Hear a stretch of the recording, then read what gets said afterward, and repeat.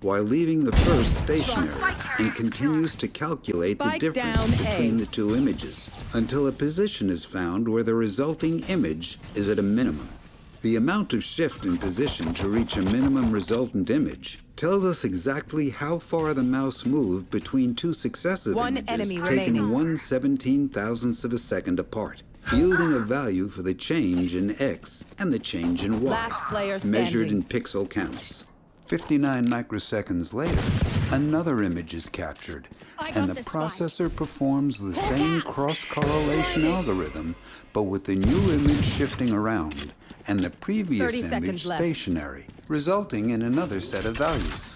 The processor continues to capture new images and executes the cross-correlation algorithm 17 times. It then adds up all the values, and we get how far the mouse moved in 1 millisecond.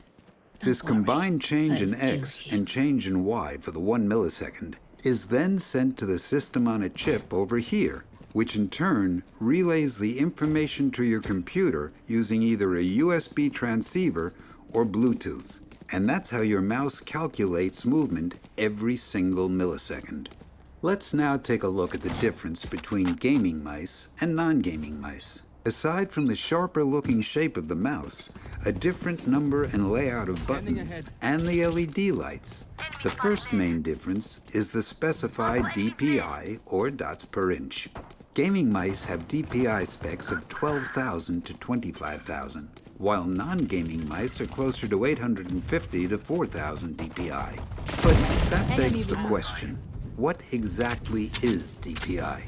Well, when you move your mouse to the right by 1 inch, however many units your cursor moves across the screen results in the value of dots per inch. A DPI of, say, 2,000 means your cursor will move 2,000 units for every 1 inch of movement of the mouse.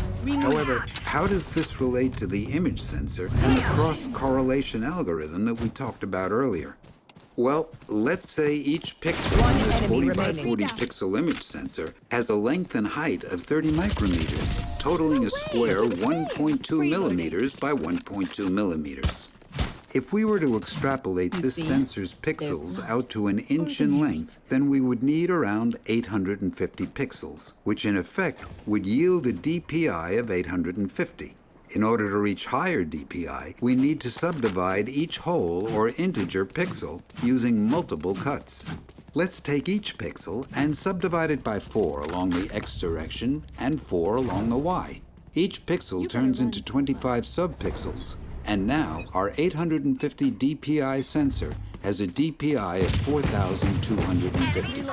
However, if we were to make 29 cuts along each length of every single pixel, we get a DPI closer to 25,500. Note that DPI is a linear unit, whereas pixels per square inch is a square unit.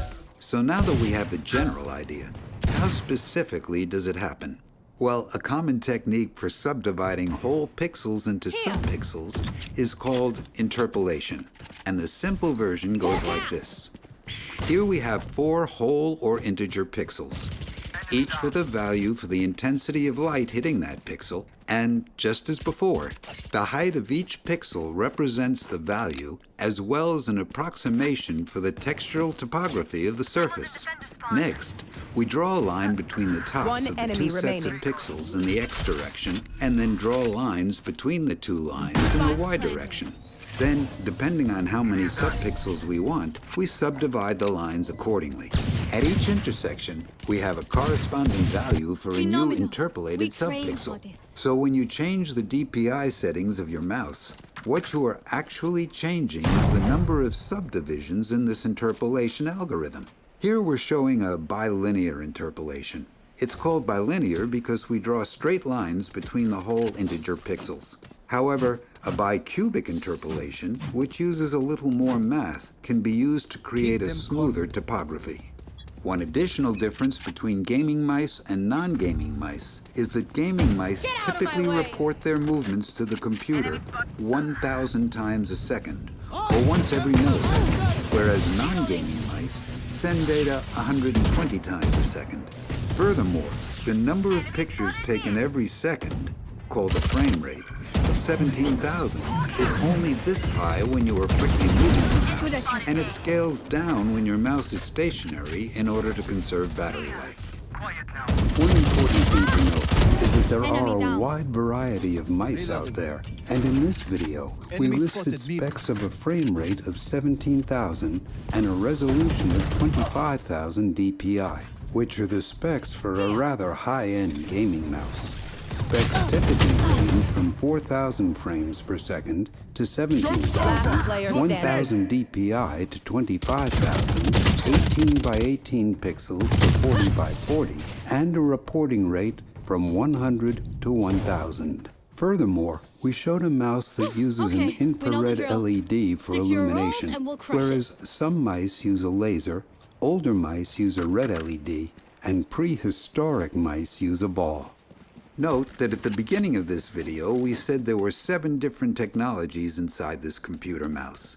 And thus far, we've only covered one. The next video we're considering making is on the scroll wheel, and how fast we can get this wheel spinning. If we can get... Revealing area.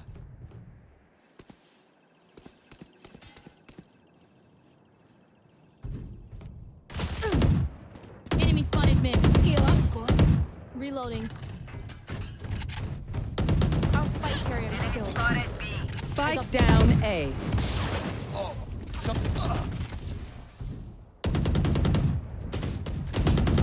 Enemy spotted A. Opponent killed. Your duty is not over. Imposter kill. To run!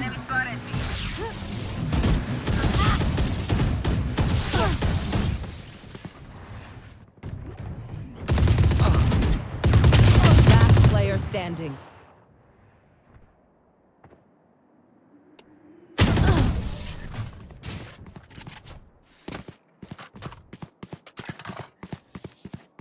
This place is nice, but not nice enough to die in.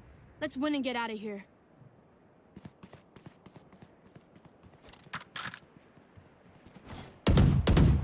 Reloading.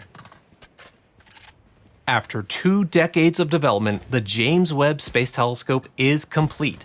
It's tested, it's finished, and as of today, it has shipped to the Guyana Space Center to be launched on December 18th. It arrived after sailing from its final assembly point in Redondo Beach, California. The James Webb Space Telescope, or JWST, is too large now to fit into a C5 Galaxy or indeed any cargo aircraft. So it had to literally be shipped on the ocean from Redondo Beach, California, through the Panama Canal, the Caribbean Sea, and down to Kourou, French Guiana. Webb set sail at the end of September on the MN Colibri, a French cargo ship that ESA frequently uses to ship spacecraft down to French Guiana. She was last seen on VesselFinder.com after she cleared the Panama Canal, but it also showed her destination as Nantes, France, arriving on October 18th. There were no further updates of her position once she cleared the canal. All of this obfuscation was intentional. NASA deliberately kept the shipment a secret as part of their efforts to stifle piracy. Seriously, pirates. Now, personally, I thought that was a silly idea. I mean, what are the pirates going to do? Steal Webb, launch it to L2, and make their own observations? They'd never get past peer review. In any event, a lot has happened since our last update back in the spring. Now, back then, the project team were carrying out the remaining steps needed to get Webb ready for shipment, and there were some concerns about whether or not the Ariane 5 launch vehicle would be able to safely launch the telescope.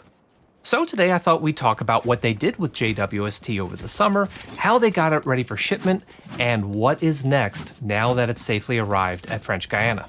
But first, I should note that JWST is often touted as the successor to the Hubble Space Telescope. Well, Hubble is designed to work in the visible part of the spectrum, but JWST is designed to work in the near to mid-infrared. It's this infrared capability that lets Webb go beyond what Hubble has done previously. I'll talk more about how JWST works in an upcoming video, but in the meantime, you can learn more about Webb in a series called Space, The New Frontier, which is available on Magellan TV, who I'd like to thank for sponsoring today's video. Modern technology is better than ever, and our will to explore the universe is forever pressing. We've gotten better at guiding our satellites and landers. Our telescopes are more powerful, and our knowledge of our own planet is growing. With these new and advanced tools, we can explore the new frontier like never before. This series, and many others like it, are available on Magellan TV, which is home to more than 3,000 documentaries on nature, history, science, and technology. New documentaries are added each week and are presented without commercial interruption.